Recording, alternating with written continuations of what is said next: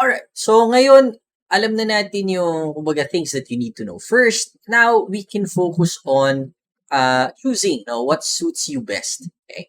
So, tandaan po natin that we have our own individualities as traders. We have our strengths, we have our weaknesses, meron tayong available time natin, hindi tayo laging libre. So, we now have to tailor fit a plan that suits you best. Okay? So, paano natin ngayon masisimulan hanapin kung anong plano yan? What kind of plan are we looking for?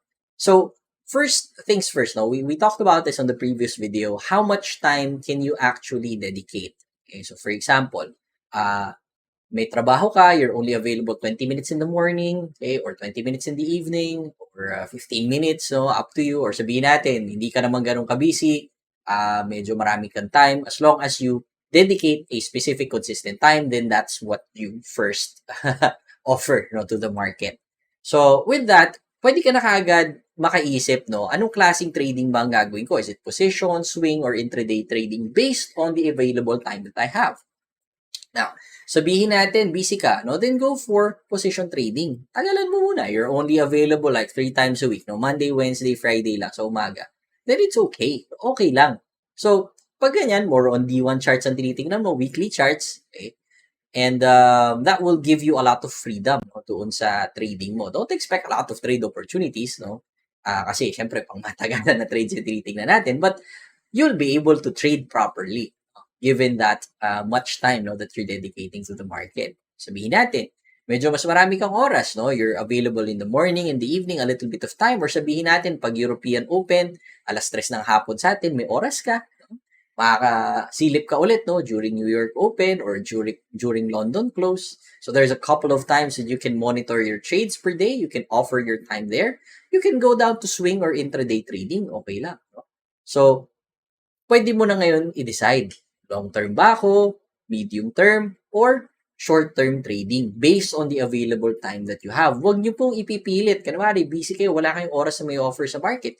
Tapos kung kailan lang kayo available, saka kayo magsascalping or intraday trading. Huwag po ganun. It's not gonna work out. Okay? So choose the time frame that suits you best first. If you're doing long-term trading, D1 and weekly charts might be great. If you're doing swing trading, maybe H4, D1 charts, pwede yan. Pinakamababa na siguro H1 charts, yung hourly charts. If you're doing intraday, then probably nasa H1, M15, nandoon ka. If you're doing scalping, I don't recommend this for new ones, but probably you'll be trading on the M5, M15, nandyan yung mga time frames na tinitingnan natin. Okay. Now, next.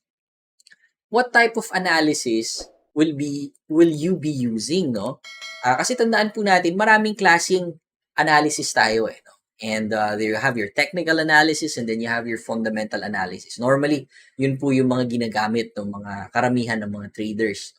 So, isipin mo muna, ano ba muna yung gusto mong i-incorporate sa plano mo? Hindi kung kailan mo feel lang maglagay ng fundamental or sentiment analysis, saka mo lang lalagyan. No, it has to be part of your plan. You have to do it consistently. Kung hindi mo gagawin yung fundamental at sentiment analysis, then focus on technical, okay lang yun. I get a lot of questions there.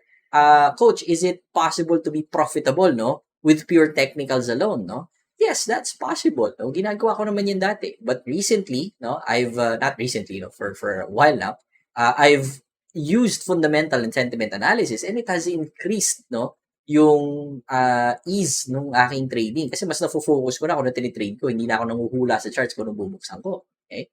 So, isipin mo muna, Later, at a different video, we'll talk about yung ano yung differences ng technical, fundamental, and sentiment. So, isipin mo muna, ano ba yung ilalagay mo dyan? Okay?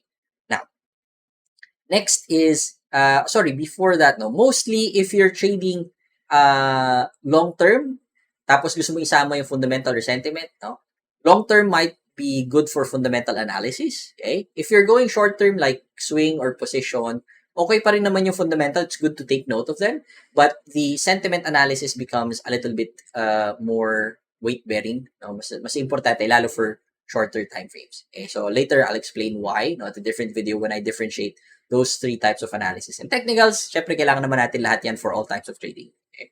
Yun yung sa charts kasi natin. Okay? Now, after you've decided what type of analysis you will be using, focus tayo dun ngayon sa anong type of movement ba yung gusto mong i-capture? No? Are you trying to capture the trend? Are you trying to capture reversals in the market? No? Are you trying to capture yung volatility, yung biglang pitik na malakas na market, tapos biglang babalik, no? Or yung wala masyadong galaw yung market, no? Kalmado lang. So you have to think about what type of movement are you trying to capture. Hindi pwedeng lahat, no? Kasi, di ba, gusto natin lahat ng klaseng galaw ng market, lahat ng kembot, pagkakakitaan mo eh.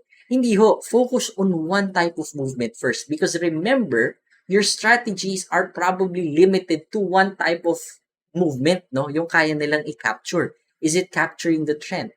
Is it capturing a highly volatile market, a low volatility market? No? Is it trying to capture reversals? No? Isipin nyo muna kung anong gusto nyo kunin.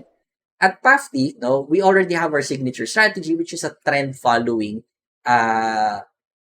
strategy. No? So more on trend following yung kinakapture niya. Okay? But there are also a lot of great strategies that does reversals, no? High impact news, yung mga ganyan, no? So, isipin nyo muna ano yung kinakapture nyo. And after you've decided, then that's the time you can actually start making your plan. Kasi marami ang ginagawa, baliktad.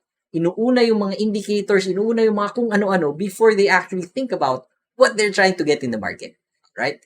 So, from all those questions, now, you can specify, what type of trading would suit you best.